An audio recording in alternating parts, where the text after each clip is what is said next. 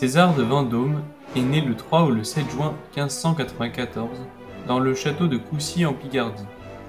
Fils illégitime du roi Henri IV de France et de la duchesse de Beaufort, Gabrielle d'Estrées, il est légitimé en 1595.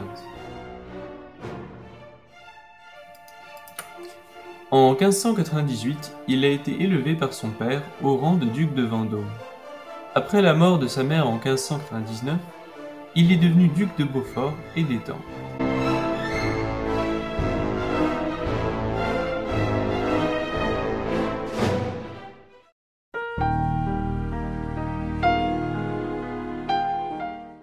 L'ambassade russe a occupé l'hôtel particulier numéro 12 entre 1830 et 1850. L'hôtel était loué pour 45 000 francs.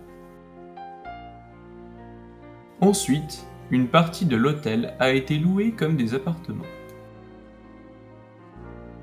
En 1849, le Polonais Frédéric Chopin, pianiste virtuose et célèbre compositeur, y a vécu. C'est dans une de ses dépendances, au premier étage, que Frédéric Chopin est mort de la tuberculose le 17 octobre 1849.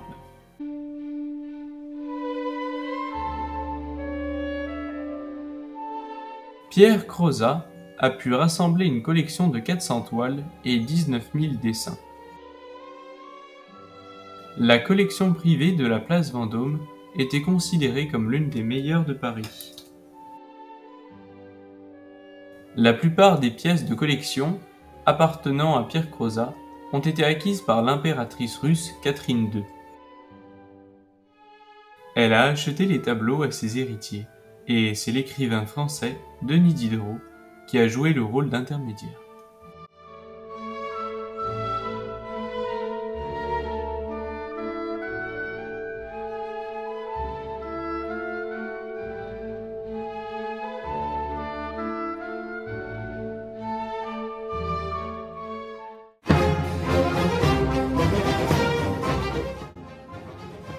En 1721, la duchesse de Gramont accueille le jeune roi Louis XV à sa résidence, l'hôtel particulier numéro 15 de la place Vendôme.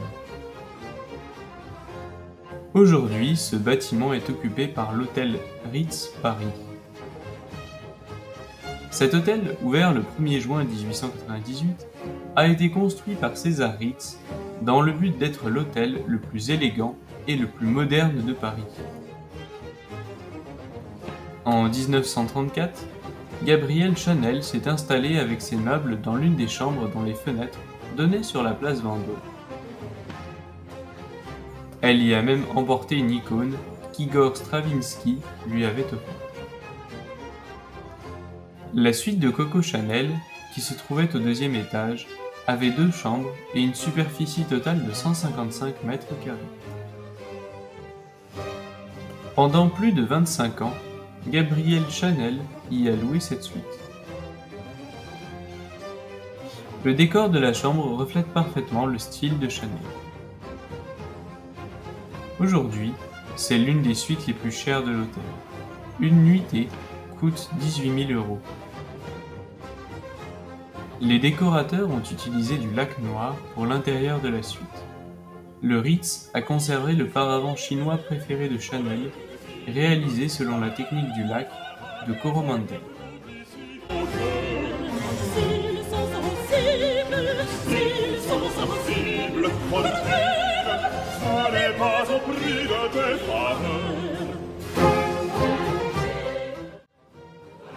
On y trouve également des miroirs d'inspiration baroque, des meubles chinois, des canapés rembourrés et de grandes armoires.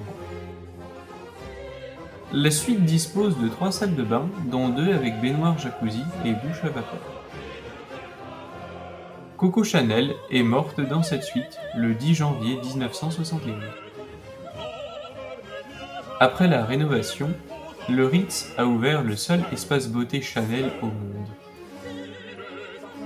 Ici sont présentés les rituels exclusifs de Chanel pour les soins de peau.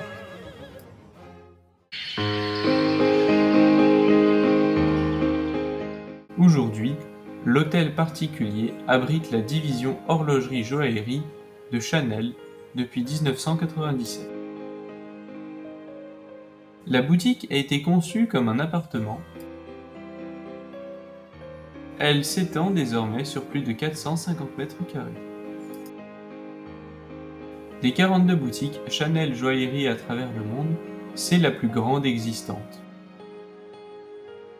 Pour marquer le 10e anniversaire de l'ouverture de la boutique Chanel Joaillerie, la maison a sorti une collection de 18 bijoux en diamant, nommée 18, place Vendôme.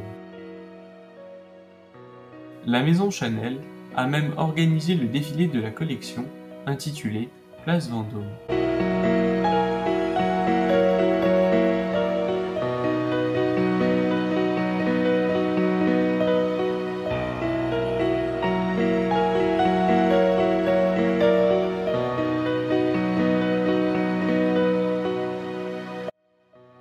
En 2016, lors de la Semaine de la haute couture à Paris, Chanel a présenté sa nouvelle collection de haute joaillerie, intitulée Les blés de Chanel. C'est l'épi de blé qui est devenu le motif principal des bijoux. Gabrielle Chanel a toujours été sensible au symbole, le blé en est un. Une symbolique attachée aussi à sa date de naissance, le 19 août, coïncidant avec la fête des moissons. Le bouchon du parfum Chanel numéro 5 rappelle la forme de la place Vendôme. En 1987, Jacques Elleu a présenté le premier modèle de montre Chanel Première. La forme épousait les contours de la place Vendôme. C'était la première montre de l'histoire ne venant pas d'un horloger traditionnel, mais d'une maison de couture qui, en termes de qualité et de mise en œuvre, correspondait aux critères du luxe.